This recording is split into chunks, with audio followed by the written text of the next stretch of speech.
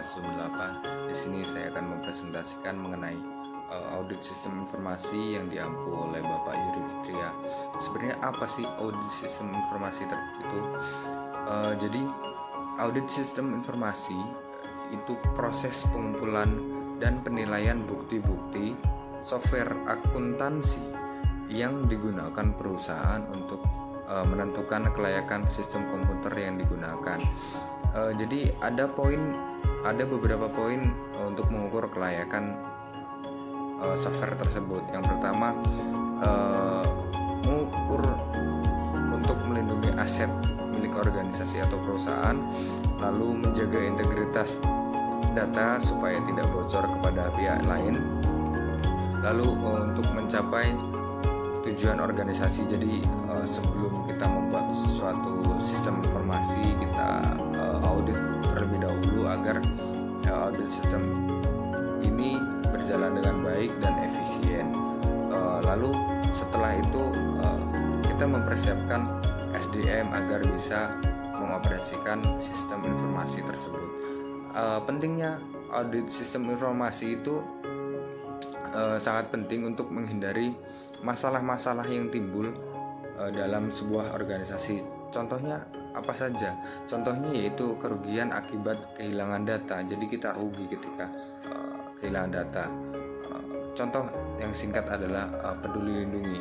Data dari pengguna Peduli Lindungi banyak yang hilang. Ya, itu menjadi kerugian bagi pihak Kemenkes. Karena apa? Karena dari sisi keamanan pengguna itu tidak dijaga, dan itu merupakan kerugian karena nik-nik tersebut ataupun data pengguna dijual belikan di website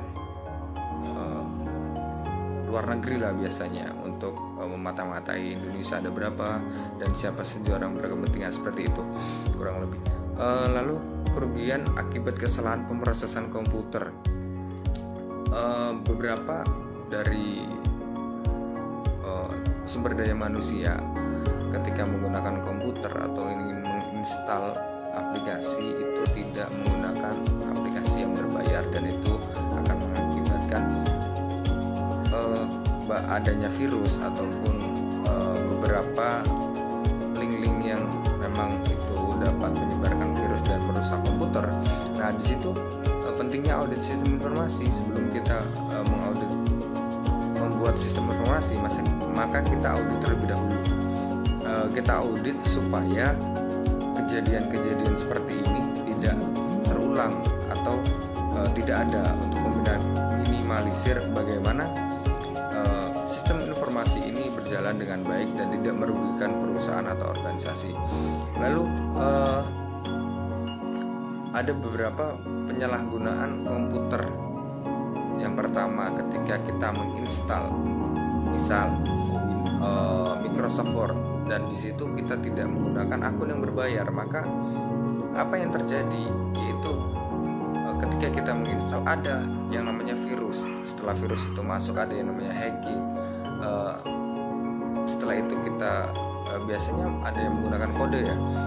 Itu ada illegal phishing. Jadi ketika kita memasukkan kode tersebut, maka data kita akan tersebar luas. Nah, itulah kenapa pentingnya audit sistem informasi sebelum membuat sebuah sistem informasi dan supaya efisien lagi sistem informasinya.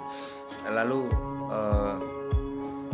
mengenai jenis-jenis penyalahgunaan komputer, misal ketika kita tidak diaudit sistem informasi itu dapat merusak aset, lalu dicuri asetnya, dimodifikasi asetnya. Lalu contoh kemarin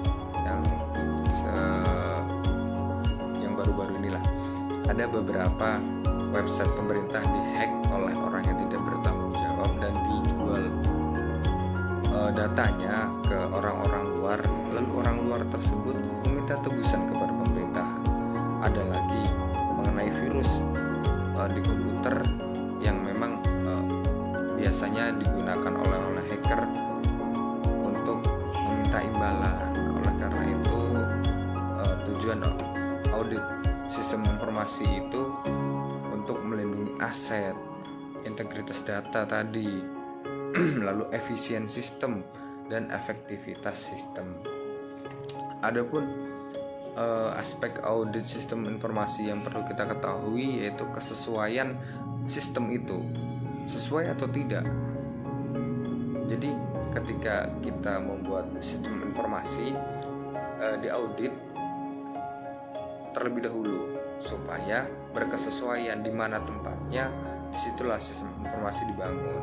Contoh, ketika kita membuat sistem informasi di rumah sakit, ya memang harus sistem rumah sakit gitu loh, tidak bisa dicampur adukan. Sistem pendidikan harus sama dengan sistem rumah sakit. Oh, tidak begitu. Jadi sistem rumah sakit ya rumah sakit, dan sistem pendidikan ya pendidikan. Jadi supaya lebih sesuai.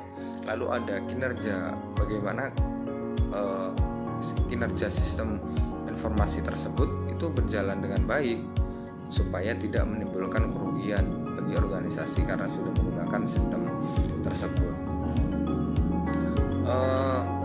Adapun ruang lingkup audit sistem informasi atau audit, biasanya yang dinamakan auditor ya, untuk orang-orang yang mengaudit itu mengidentifikasi sistem yang ada. Jadi sistem yang ada itu diidentifikasi sudah sesuai atau belum, sudah sesuai SOP atau belum gitu ya. Yang selanjutnya itu memahami seberapa besar sistem mendukung kebutuhan organisasi itu tadi, sudah kesesuaiannya sudah pas atau belum, sudah pada tempatnya atau belum. Jadi auditor juga harus memahami tahapan pelaksanaan audit untuk setiap sistem yang ada, yaitu yang pertama adalah perencanaan, lalu pemeriksaan lapangan. Kita harus paham lapangannya bagaimana. Misal sistem yang dibuat itu sistem rumah sakit, ya kita harus sesuaikan dengan rumah sakit tersebut. Setelah itu baru kita laporkan kepada biasanya yang membuat sistem informasi tersebut dari anak-anak atau teman-teman kita dari teknik informatika begitu. Lalu ketika sudah kita laporkan, kita tindak lanjut agar sistem itu dibangun dengan apa yang kita dapat setelah pemeriksaan lapangan tersebut. Siapa sih yang melakukan audit sebenarnya? Ada beberapa tim audit. Yang pertama dari tim audit internal, itu dilakukan oleh internal perusahaan dengan tujuan manajemen review atau kepentingan internal perusahaan. Yang kedua ada lembaga independen di luar organisasi atau disebut second party audit, itu dilakukan oleh pihak yang memiliki kepentingan terhadap perusahaan. Ada lagi third party audit, dilakukan oleh pihak independen di luar perusahaan, misal untuk sertifikasi gitu.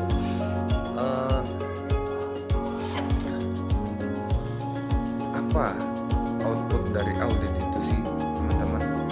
Ya, jadi output dari audit itu yang dilaksanakan oleh auditor ya teman-teman adalah sebagai laporan yang berisi ruang lingkup audit, metodologi, temuan-temuan, lalu ketidaksesuaian dan kesimpulan yang ada. Lalu setelah itu kita follow up, kita perbaiki ketika ada yang salah atau ada yang tidak sesuai dan tidak bekerja sesuai SOP-nya.